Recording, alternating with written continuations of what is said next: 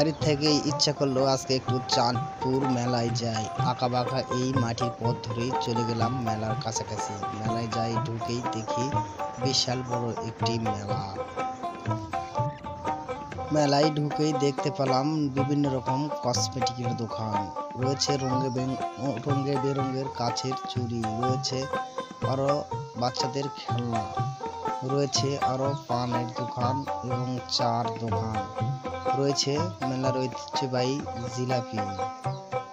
জিলাপিগুলো দেখে মনে হচ্ছে যে এখনই কিনে খাই। কামড়ে কামড়ে রস। রয়েছে একটি ভাজার দোকান, রয়েছে পেঁয়াজির দোকান, পানের দোকান, বিভিন্ন রকম দোকানে সাজানো রয়েছে মেলা।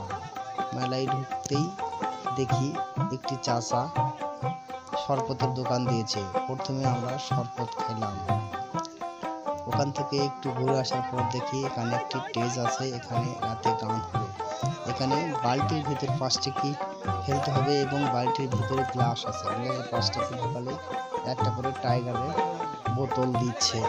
এটা অন্য এক ধরনের মজার জুয়া। এই দোকানদারটি কাস্টমার কাছে ফোন দিয়ে আনছে, বেচা কিনা কম হলেও ফোন দিয়ে কাস্টমার আনতেছে। তার কাছে 3-4 প্রকার মিষ্টি আছে এবং এখানে চাচারা জিলাপি ভাজতেছে। গরম গরম জিলাপি না খেলেই বাঁচি না, তাই আমরা